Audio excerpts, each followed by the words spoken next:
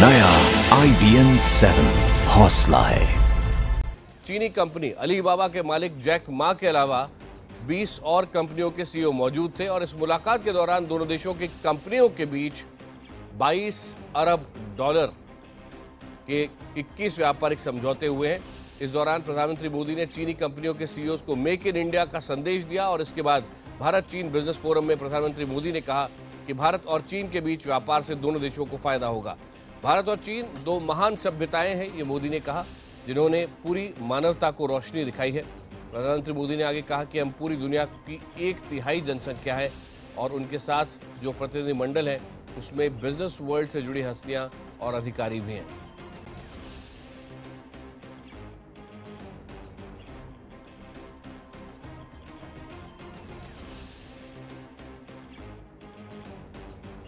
We are going to develop smart cities and mega industrial corridors.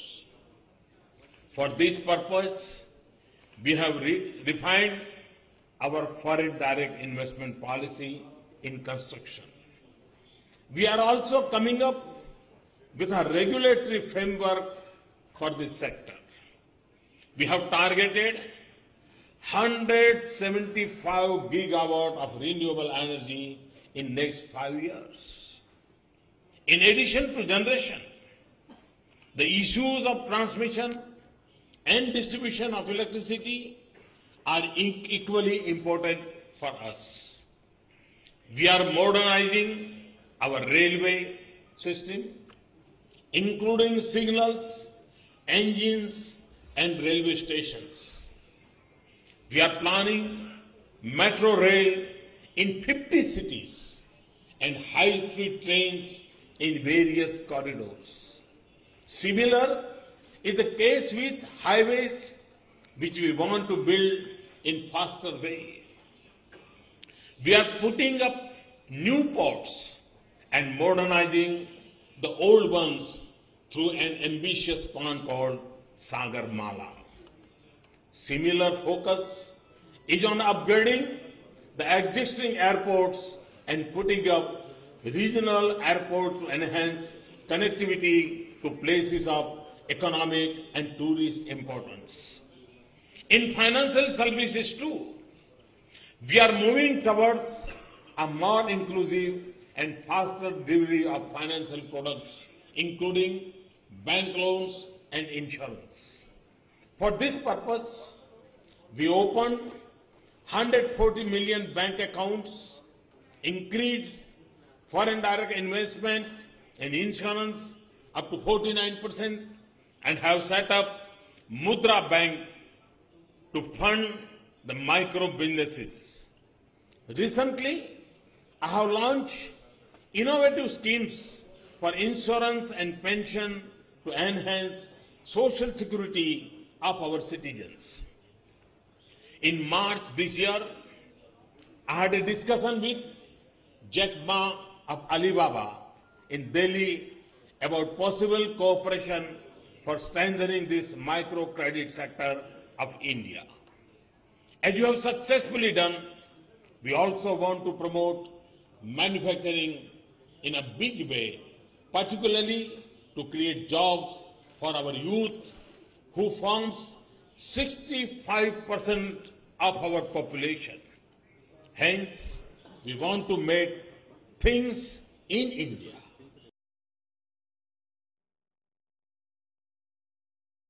आपको याद दिला दें कि अब से थोड़ी देर में शंघाई में वो कार्यक्रम होने वाला है जिसमें तकरीबन 5000 हिंदुस्तानी आए हुए हैं।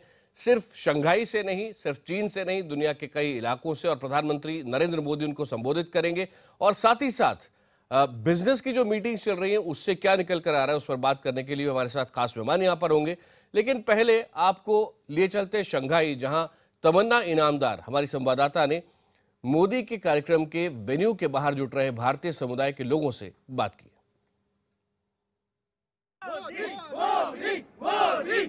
यहाँ आप देख सकते हैं कि किस तरह का उत्साह है। भारत के मूल के लोग जो चीन में बसे हुए कई सालों से यहाँ पर जमा हुए हैं, मोदी जी को सुनने, जो कुछ ही समय में यहाँ पर आएंगे और इन्हें अपना संदेश देंगे। आइए इन लोगों से बात करते हैं जो कई सालों से चीन में हैं और अब सुनना चाहते हैं। क्या सुनने की उम्मीद है आपको आज मोदी जी से? हम मोदी जी से सुनना चाहते हैं कि उनके दिन में भारत के लिए क्या है, वो क्या करना चाहते हैं, भारत को कैसा बनाना चाहते हैं। कि हम लोग यहाँ पे बसे, हम लोगों को दिखता है कि चीन ने कैसे डेवलपमेंट किया, यही साइकिल हम इंडिया में वापस रिपीट मोदी जी कैसे करने वाले हैं उसकी आशा रखते हैं। में करने वाले।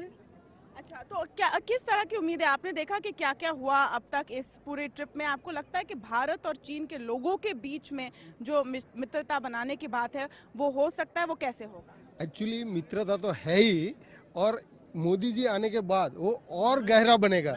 आज पहली बार हमको भारतीय होने पे गर्व है, क्योंकि मोदी जी ने भारतीय होने का एक आइडेंटिटी दिया है चाइना में। आज तक चाइनीज लोगों का व्यू भारतीयों के लिए कुछ अलग था, मगर मोदी जी की वजह से आज उनका भारत में इन्वेस्टमेंट करने का क्राइटेरिया चेंज हो गया। मेक इन इंडिया विजन जो है ये बहुत बड़ा विजन है, और जिसकी वजह से भारत की बहुत बड़ी प्रगति होने वाली है।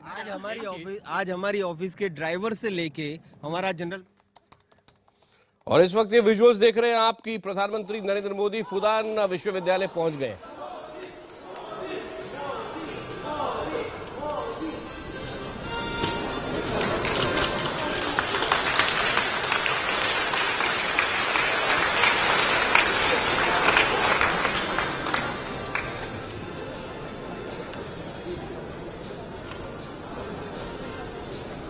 इससे पहले कल एक विश्वविद्यालय गए थे प्रधानमंत्री नरेंद्र मोदी, और अब शंघाई में फुदान विश्वविद्यालय में छात्र छात्राओं को संबोधित करने वाले हैं प्रधानमंत्री नरेंद्र मोदी।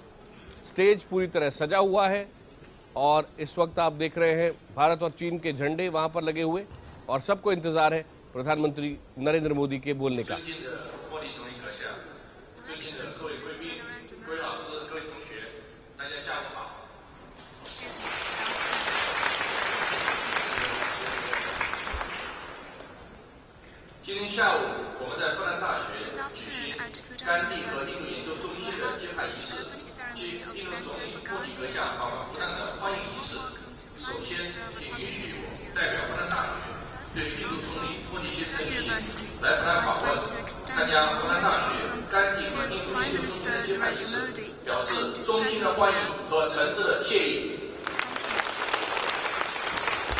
अभी इंतजार है प्रधानमंत्री नरेंद्र मोदी के बोलने का, और उसके पहले जल्दी से इंट्रोड्यूस कर दो हमारे साथ कुछ खास मेहमान यहाँ पर स्टूडियो में मौजूद हैं।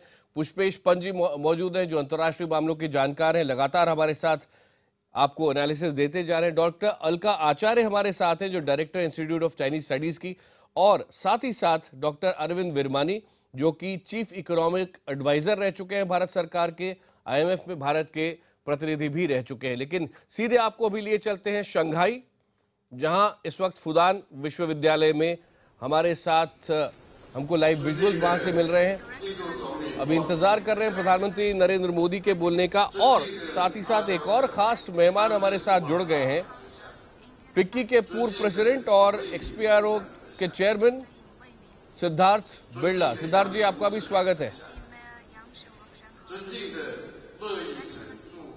तो अभी हम इंतजार कर रहे हैं प्रधानमंत्री नरेंद्र मोदी के यहाँ बोलने का। ये विजुअल्स आपके सामने इसी तरह आपको दिखते रहेंगे। सबसे पहले डॉक्टर अरविंद विरमानी, आपके पास आना चाहता हूँ कि जितने समझौते कल और आज हुए हैं, कल आधिकारिक स्तर पे और आज प्राइवेट कंपनीज के बीच में, इसको आप किस तरह देखते हैं? क्या एक बड़ी अपॉर्चुनिटी भारत के पास थी और भारत उसे भुना पाया है? देखिए, जो पिछले साल में जो मैं फॉरेन पॉलिसी में चेंज देख रहा हूँ, एक तो है clearer focus on economic interest of India.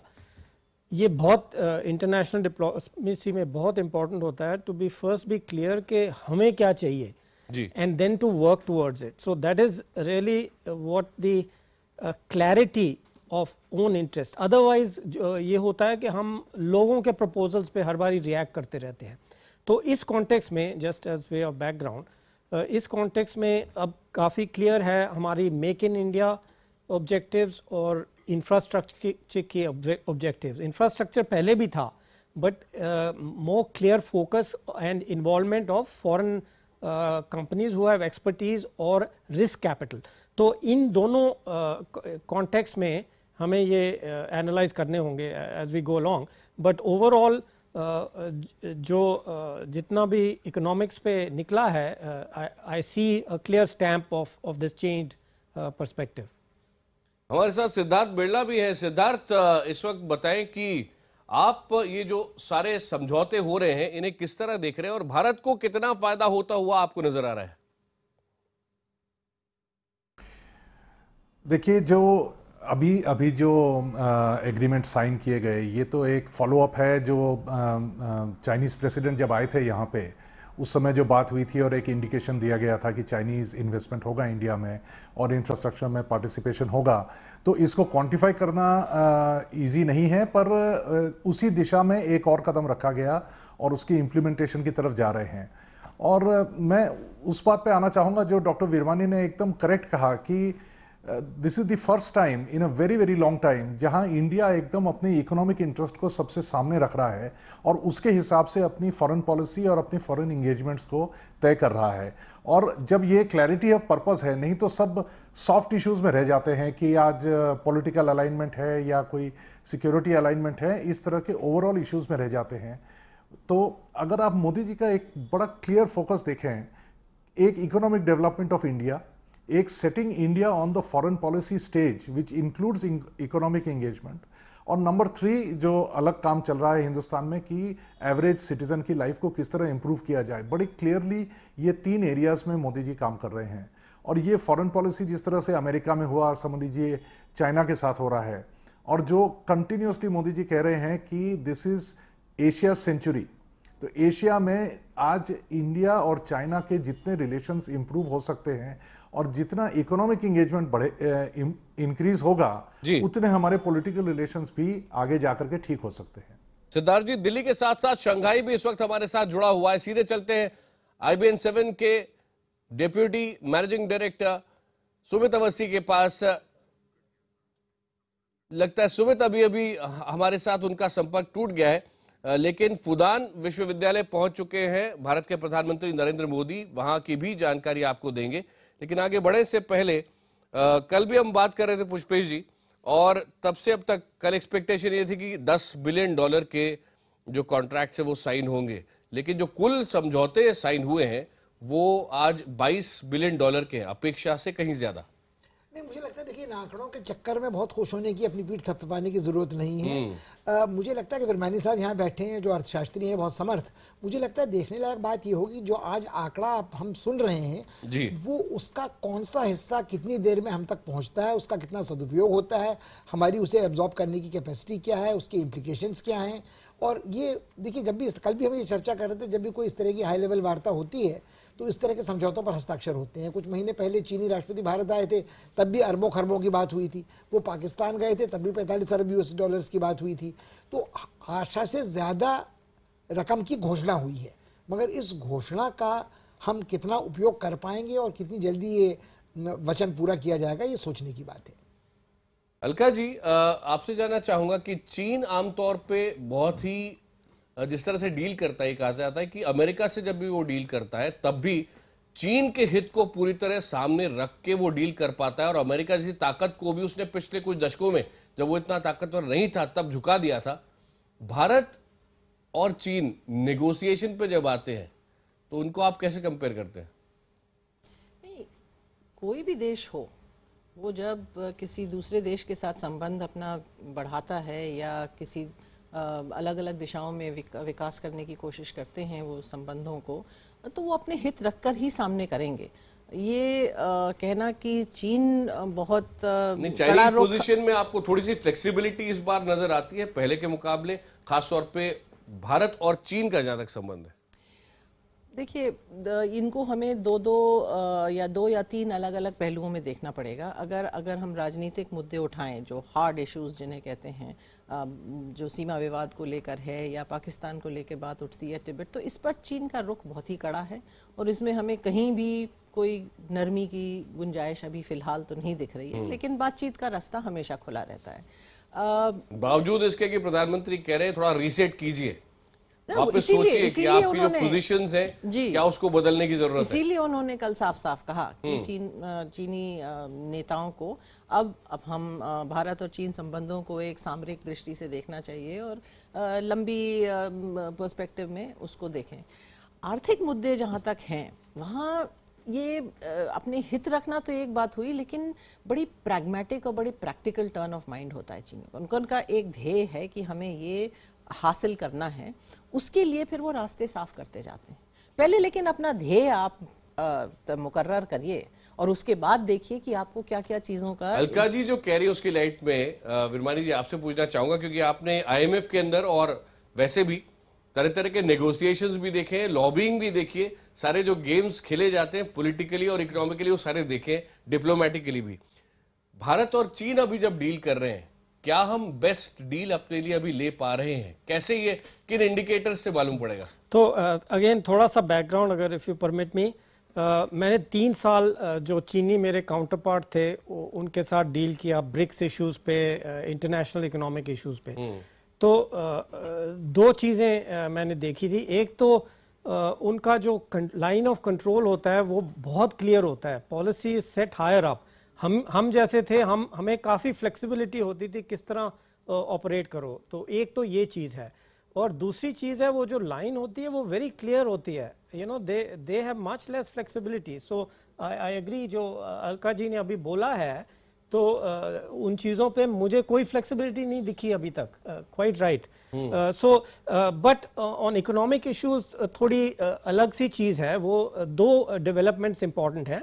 एक तो था जो ग्लोबल फाइनेंशियल क्राइसिस, उस टाइम तक चीनी काफ़ी इनामर्ड कह सकते हो या रिस्पेक्टफुल ऑफ द वेस्ट थे, but after the financial crisis I saw this change. मतलब मुझे वॉशिंगटन में भी जो मैं डील करता था, ये क्लियर हुआ कि एकदम वो उस पेडेस्टल से वो गिर गए हैं चीनी के आईज में। तो एक तो ये डेवलपमेंट है जिसके कॉन्सिक्वेंसेस हमने देखे हैं, we can discuss. But the second part is के जो चाइनीज इकोनॉमी है वो इतनी स्ट्रांग नहीं है, वो भी नेगेटिवली अफेक्टेड है और is slowing down. Now that part of it we have not seen the consequences so far, क्योंकि उन्होंने ये क्रेडिट इंजेक्ट करके अपनी इकोनॉमी को, उसको ग्रोथ रेट को भी काफ़ी ऊंचा मेंटेन कर सके हैं, but at some point that is not maintainable.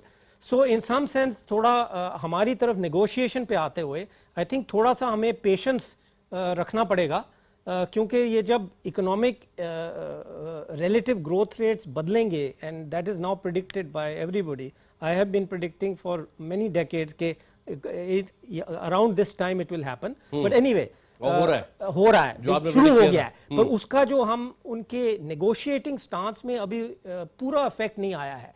Perhaps 2-3 साल तक वो होगा, और in the meanwhile we have to keep discussing as was mentioned earlier. एक मैं छोटी चीज ये चाह रहा हूँ, थोड़ा सुन लेते हैं शंघाई में इस वक्त क्या हो रहा है, वहां से ये विजुअल्स आ रहे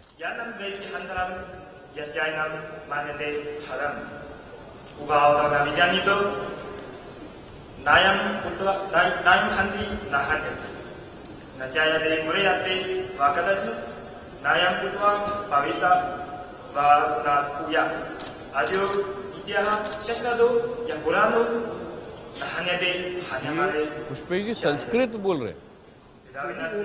मुद्रासीन में प्रोफेसर की आयु का तो कोई लग नहीं रहा है, तो यह विलक्षण प्रतिभा का धनी कोई किशोर है। फूदान के स्टूडेंट्स हैं मेरे स्टूडेंट लग रहे हैं।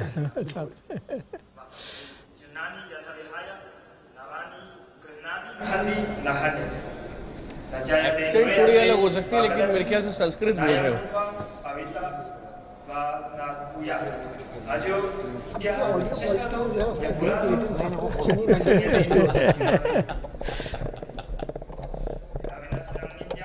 बहरहाल प्रधानमंत्री के बोलने का इंतजार है, फूदान विश्वविद्यालय वो पहुंच चुके हैं। सिद्धार्थ बिड़ला हमारे साथ हैं, फिक्की के पूर्व प्रेसिडेंट, उनके पास भी जाएंगे और समझेंगे कि जो डील्स हो रही है उसमें भारतीय बिजनेसमैन को और भारत को कितना फायदा हो सकता है और उसका कितना फायदा वास्तव में आम आदमी तक भी पहुंच पाएगा।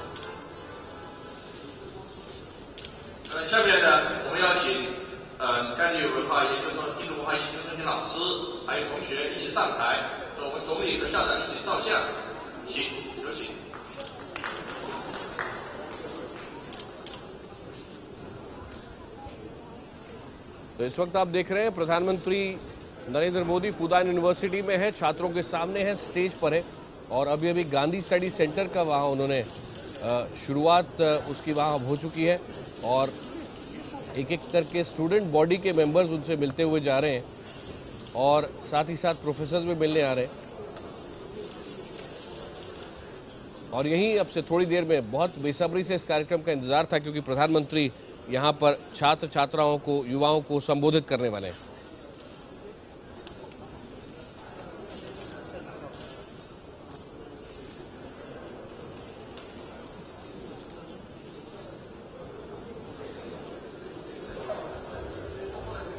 प्रधानमंत्री के बोलने का हम इंतजार कर रहे हैं। इस बीच हमारे साथ सिद्धार्थ बिरला हैं, फिक्की के पूर्व प्रेसिडेंट हैं। सिद्धार्थ जी, ये बताइए कि जो सारे नेगोशिएशंस हो रहे हैं उसमें आप खुश हैं? इंडिया इंक का पूरा ख्याल अभी तक रखा गया है? कहीं हम चाइनीज इंडस्ट्री को इतना मौका तो नहीं दे रहे कि हमारी इंडस्ट्री पे वो भारी पड़ जाए? देखिए, आज चाइनीज इंडस्ट्री अपनी स्पेस वेकेट कर रही है because they are becoming more inward looking अपनी इकोनॉमी की तरफ। तो इस संदर्भ में चाइनीज इंडस्ट्री हमेशा एक रिस्क रहेगा इंडियन इंडस्ट्री के लिए फॉर सप्लाइंग देयर गुड्स। मतलब वो हमारा मार्केट काफी टेक ओवर कर सकते हैं, पर जैसे इन्वेस्टमेंट अगर इंफ्रास्ट्रक्चर सेक्टर में उनका इन्वेस्टमेंट आए या टेक्नोलॉजी आए तो वो चीज आज हमारे एवरेज इंडियन आम आदमी को बहुत मदद कर सकती है।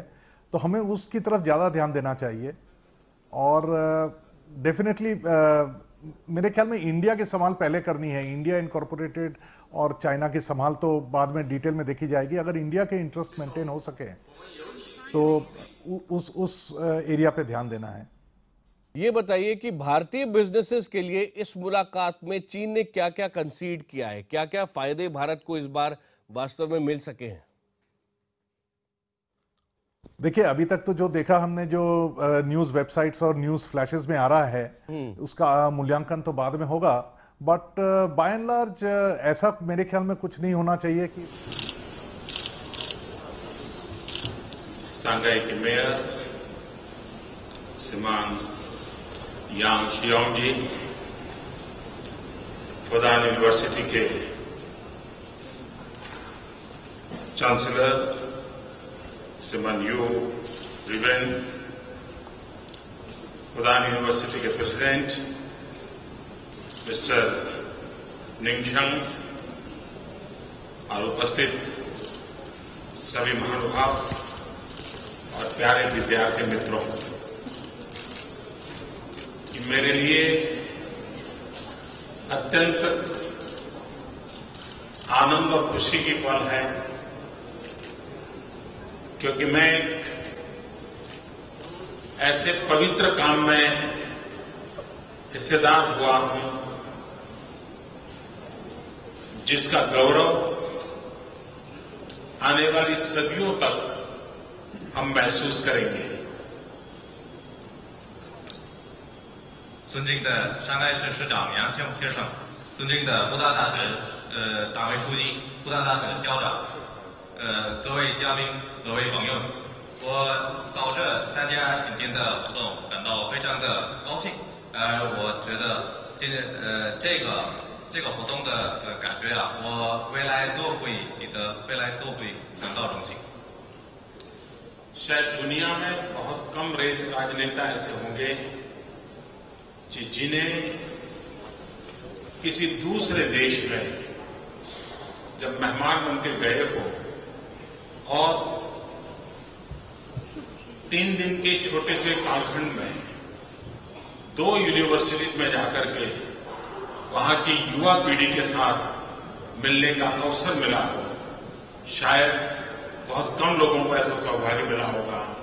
जो सौभाग्य आपने मुझे दिया है, मैं इसके लिए आपका आभारी हूं।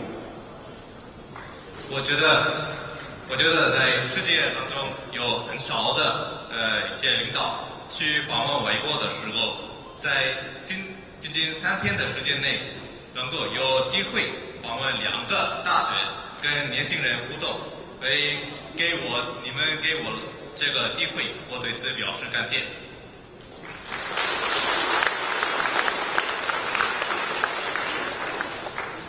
भारत का मूल चिंतन रहा और भारत के वेदों से कहा गया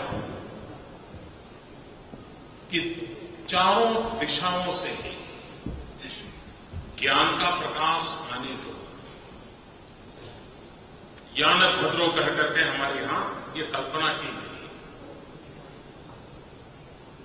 विचार को, ज्ञान को न पूरब होता है न पश्चिम होता है, वह सनातन होता है और दुनिया के किसी भी भूभाग का ज्ञान मानव संस्कृति के विकास के लिए काम आता है।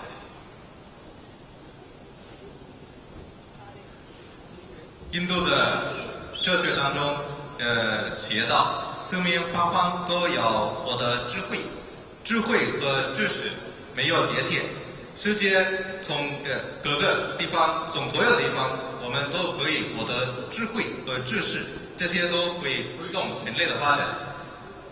अभी चाइना के 2 विद्यार्थियों ने भारत के पुरातन शास्त्रों में से अलग अलग श्लोकों का उल्लेख किया और उन्होंने कहा, यानी भारत के मूल चिंतन को जिस प्रकार से उन्होंने प्रकट किया, नैनम छेदन्ति शस्त्राणि नैनम दहति पावकः, यानी उन्होंने इस प्रकार से बात को रखा जो मैं समझता हूं कि दुनिया के लोगों के लिए भी वो एक ज्ञान का भंडार है।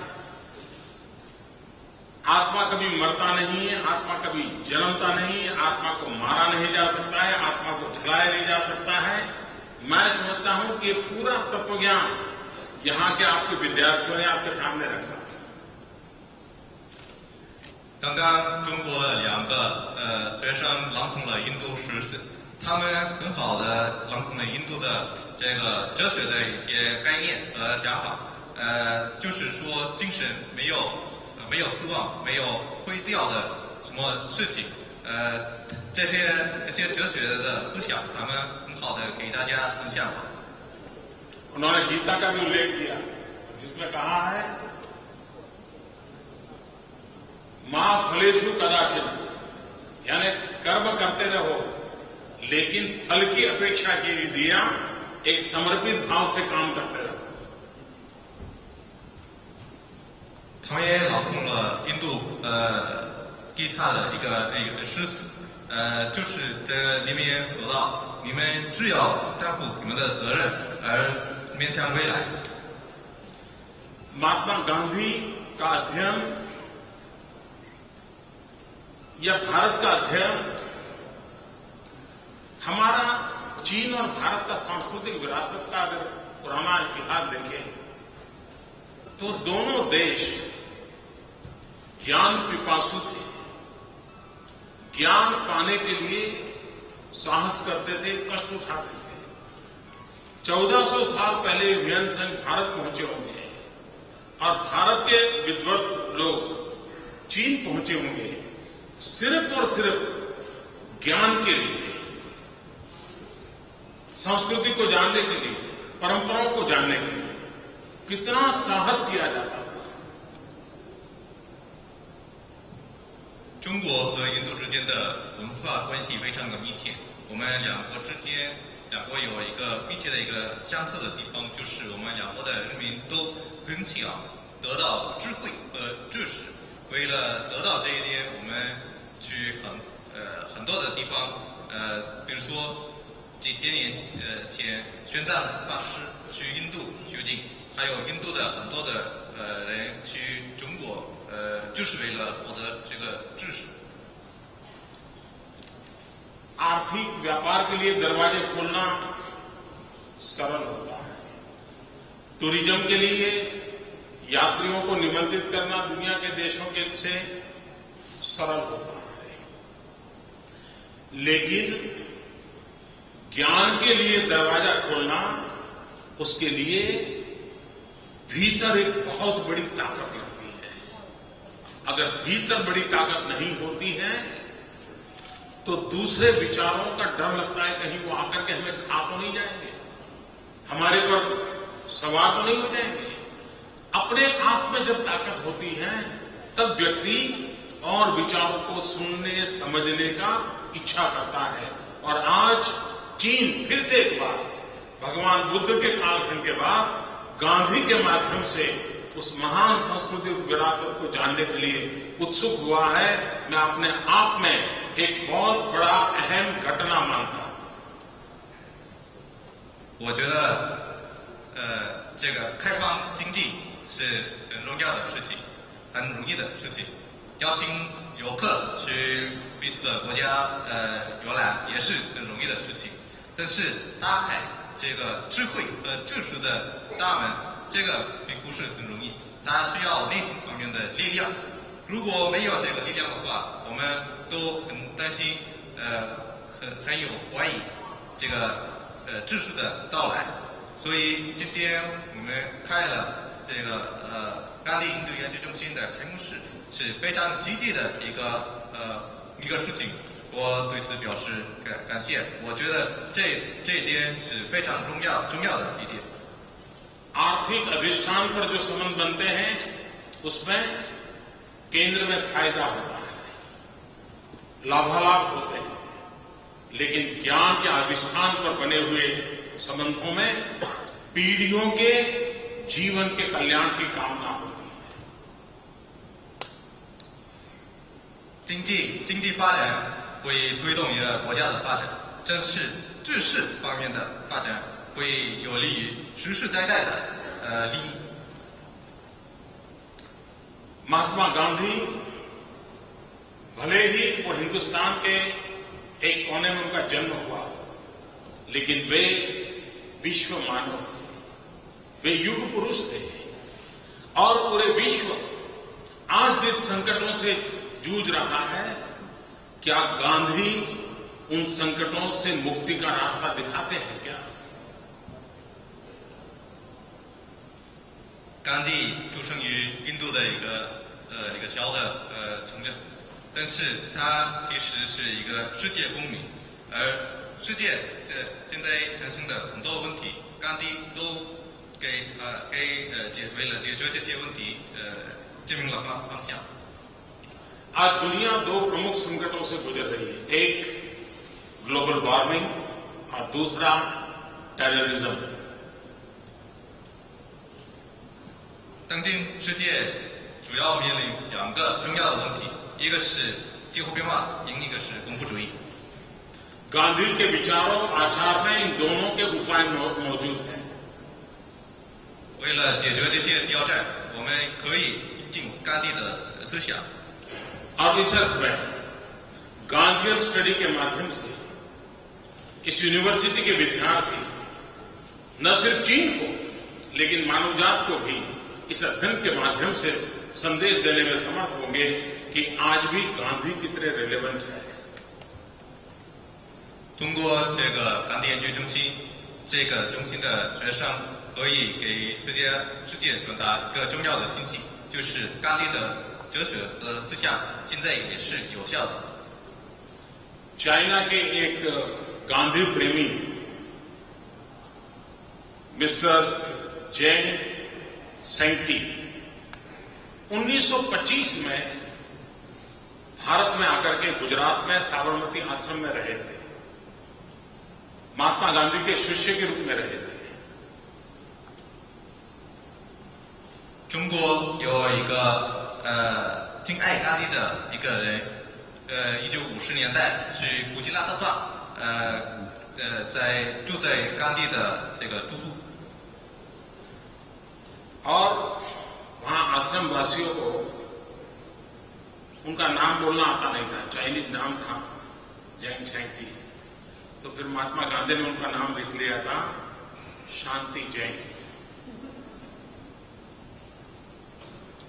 当时印度的古吉拉特的人不会讲他的这个名字，所以甘地自己给他取了一个印度名字。 उसी प्रकार से चीन के एक विद्वान ताम युनशान वे रविन्द्रनाथ टैगोर के बड़े निकट रहे थे और उन्होंने एक जगह पर लिखा है कि महात्मा गांधी से जब वो मिले तो महात्मा गांधी ने चीन के संबंध में बहुत भरपूर तारीफ की थी।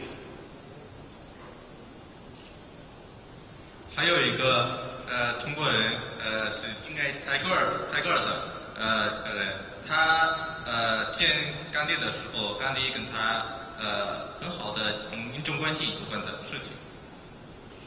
जैंग सेंटी महात्मा गांधी के साथ रहने के बाद फिर वापस आए और वापस आने के बाद उन्होंने पेनाम नाम का एक अखबार चालू किया था और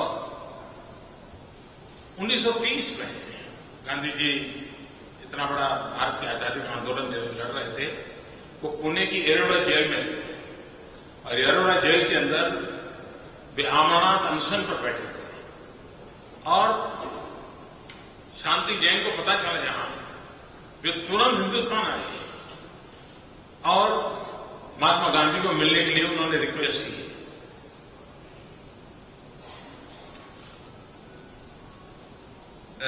这个商地蹭这个中国人，然后回到中国来，然后在1930年，甘地开展了一个很大的印度独立的一个很大的运动。当时他被放在一个监狱里面，监狱里面也开展了一个经济运动。当时听说这个甘地的这个运动，商地蹭再次回到印度来。 गांधी का शांति जैन के प्रति इतना प्रेम था कि जब वो आमरण अनशन कर रहे थे अरोड़ा जेल में, तो उन्होंने किसी को भी मिलने से मना कर दिया था। लेकिन जब चीन से शांति जैन वहां पहुंचे तो उनको परमिशन दी गांधी जी ने जेल में मिलने के लिए। इतना प्रेम एक चीनी नागरिक के प्रति महात्मा गांधी को था। 当时在监狱里面，甘地没有见任何一个人，除非但是这个商地蹭这个中国人一旦来了，甘地就愿意见他。甘地就是这么重视中国的。 21वीं सदी एशिया की सदी है। चीन और भारत मिलकर के दुनिया की 1/3 हम जनसंख्या है। अगर ये 1/3 जनसंख्या का भला होता है, वो समस्याओं से मुक्त होती है, मतलब दुनिया का 1/3 हिस्सा संकटों से मुक्त हो जाता है।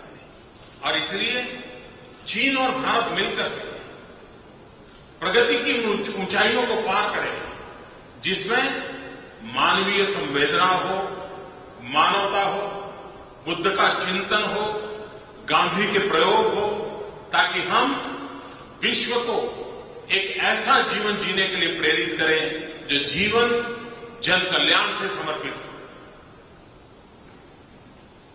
20世纪是亚洲的世纪，我们两个国家的人口占世界的1/3。如果我们两个国家之间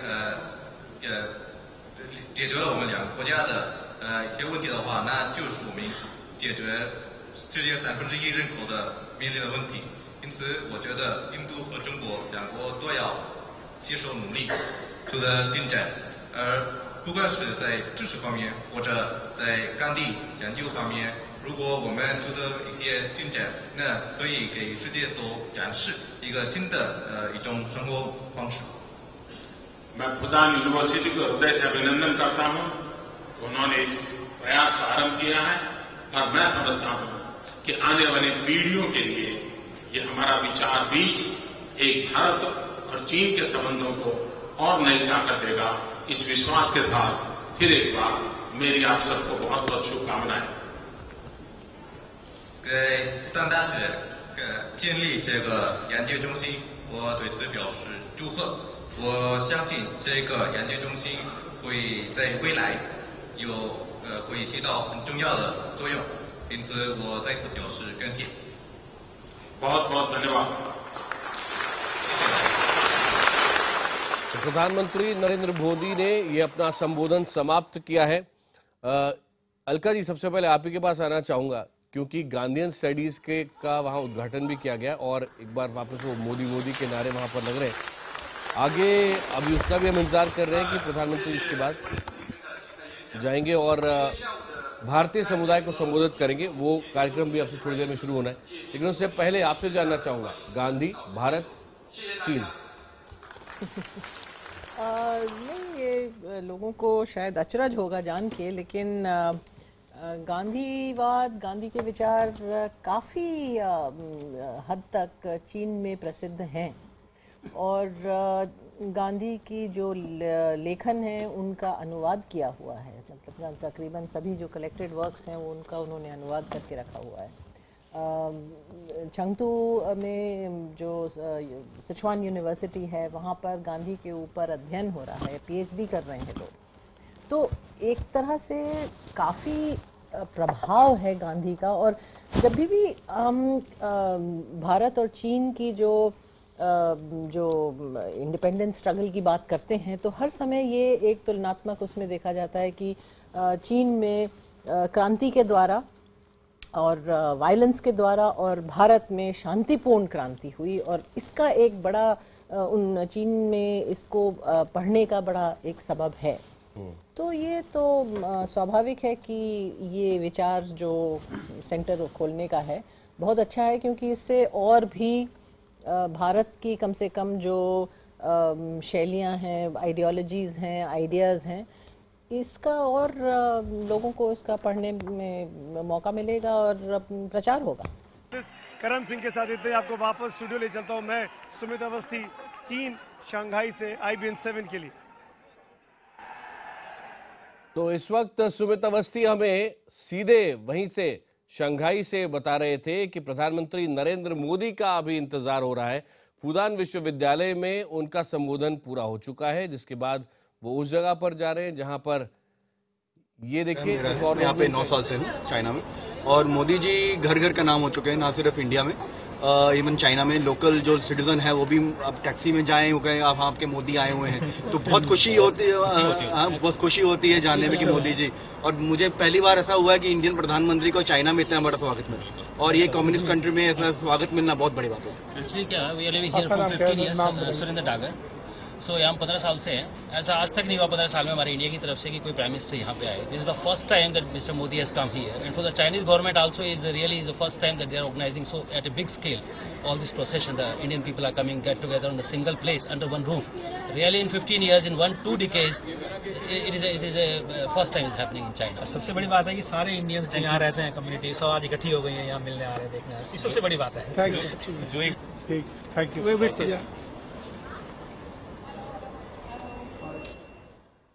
तो आपने देखा प्रधानमंत्री नरेंद्र मोदी का इंतजार